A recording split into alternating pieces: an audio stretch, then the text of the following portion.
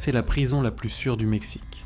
Murs impénétrables, espace aérien restreint et la réputation d'être imprenable. Et pourtant, aujourd'hui, quelqu'un s'échappera. Ce n'est pas un détenu quelconque, mais le narcotrafiquant le plus puissant du monde, Joaquín El Chapo Guzmán. Il n'utilisera pas la violence. Il n'y aura pas d'explosion. Il entrera simplement dans la douche de sa cellule et disparaîtra dans le néant. Il était dans le collimateur des autorités depuis des décennies, mais d'une façon ou d'une autre, il réussissait toujours à s'échapper. Il a construit un empire, il a défié des gouvernements et a utilisé l'ingénierie pour déjouer la loi. Mais ce n'est pas seulement l'histoire de son ascension ou de sa fuite impossible. C'est l'histoire ironique de comment, après des milliards dépensés en tunnels et en corruption, tout s'est terminé à cause d'une panne de moteur. Tout commence en 1957 à La Tuna, un village pauvre entre les montagnes de Sinaloa, un endroit difficile où la seule façon de sortir de la misère était le narcotrafic. Le jeune Joaquín a passé sa jeunesse à travailler dans les champs de cannabis et de pavot. Ici, il a commencé à se faire remarquer. C'était un problem solver. Quand les trafiquants avaient des problèmes, ils l'envoyaient lui pour régler des comptes, souvent pour tuer. Il grandit sous l'aile de Miguel Ángel Félix Gallardo, le chef du cartel de Guadalajara. Mais quand le chef est arrêté en 1989, El Chapo ne recule pas. Il prend le contrôle et fonde ce qui deviendra l'infâme cartel de Sinaloa. Mais pour comprendre pourquoi El Chapo était différent des autres chefs, il ne faut pas regarder les armes, mais la logistique. Alors que les rivaux se battaient bout-jambes pour les coins de rue, lui raisonnait comme un PDG d'une multinationale. Il a révolutionné le transport. Il fut le premier à utiliser une flotte de semi-submersibles capable de transporter des tonnes de cocaïne en un seul voyage. Le 24 mai 1993, le chaos règne à l'aéroport de Guadalajara. Le cardinal Jesus Posadas Ocampo arrive au terminal. À ce moment même, El Chapo est là. Les Tijuana font irruption dans le parking et déchaînent l'enfer avec des fusils automatiques. 7 personnes meurent, parmi elles le cardinal. La voiture d'El Chapo et celle du cardinal étaient identiques. Une grande marquise blanche. Les sicaires les ont confondus. Ils ont criblé le cardinal de 14 balles. Le gouvernement mexicain ne peut ignorer l'assassinat d'un haut prélat. Une énorme récompense est mise sur la tête d'El Chapo. À peine 2 semaines plus tard, il est arrêté au Guatemala et condamné à 20 ans. Cela semblait la fin, mais depuis la prison de haute sécurité de Puente Grande, El Chapo continuait à diriger le cartel comme s'il était dans son bureau. En 2001, après avoir purgé 8 ans, arrive la nouvelle qu'il est sur le point d'être extradé vers les États-Unis. El Chapo doit disparaître.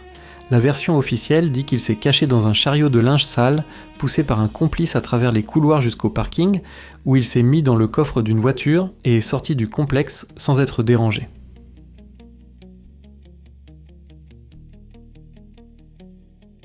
D'autres sources suggèrent que la corruption était si profonde qu'il est sorti simplement habillé en policier.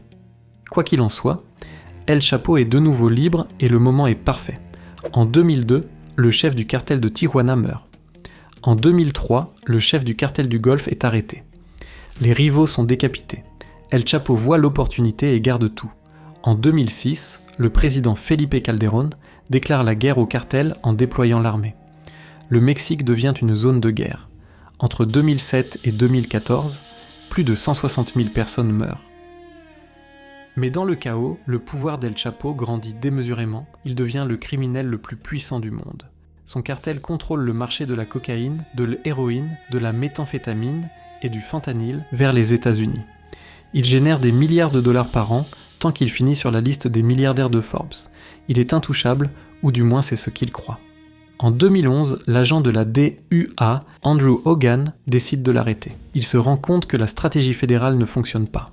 Alors il change d'approche. Alors qu'un agent intercepte le Blackberry d'El Chapo, il découvre qu'il se trouve dans un complexe hôtelier à Cabo San Lucas. La DEA et les Marines mexicains arrivent sur place. Mais El Chapo est un fantôme. Il s'échappe par la porte arrière quelques minutes avant leur arrivée. Hogan n'abandonne pas. Il déménage à Mexico et commence à étudier la structure interne du cartel, ses codes et ses systèmes de communication. En février 2014, ils interceptent un signal à Mazatlan. Un collaborateur a réservé la chambre 401 de l'hôtel Miramar. Cette fois, ils ne rateront pas. À 6h40 du matin, les Marines enfoncent la porte et trouvent El Chapo avec sa famille. Il s'est caché dans la salle de bain, mais sans voie de fuite. Sa femme supplie les soldats de ne pas tirer. El Chapo se rend. Mission accomplie. Il est enfermé dans la prison de haute sécurité de l'Altiplano. Mais ces hommes n'ont pas perdu de temps pendant qu'El Chapo est à l'intérieur. Ses collaborateurs achètent un terrain à 1,5 km de la prison. Ils commencent peu à creuser un tunnel, une œuvre de 5 millions de dollars, d'1,5 km de long et d'1,70 m de haut. C'est un chef-d'œuvre d'ingénierie, renforcé, éclairé et ventilé. Le défi technique était immense. Il devait atteindre une cible de 50 par 50 cm en partant d'1,5 km de distance, en creusant à l'aveugle. Une erreur d'1 degré sur la boussole et ils auraient raté la prison. Pour la précision finale, ils envoient à El Chapo une montre avec GPS cachée dans la nourriture pour avoir les coordonnées exactes de sa cellule. Les travaux d'excavation sont bruyants, mais les gardes ignorent les plaintes des autres détenus. Sous terre, les ingénieurs construisent un rail sur lequel ils montent une moto modifiée pour sortir la terre et, finalement, le passager. Le 11 juillet 2015, à 20h52, El Chapo entre dans la zone de la douche. Dans le seul point aveugle de la caméra, il se baisse et disparaît. Il entre dans un trou de 50 par 50 cm. Il descend une échelle de 10 mètres et monte sur la moto, conduite par un complice. En quelques minutes, ils parcourent le tunnel et sortent dans une maison en construction, d'où l'on peut voir la prison. Ensuite, ils montent densément main dans un avion qui les emmène en sécurité dans les montagnes de Sinaloa. Maintenant, c'est l'homme le plus recherché de la planète. Il veut qu'Hollywood fasse un film sur sa vie.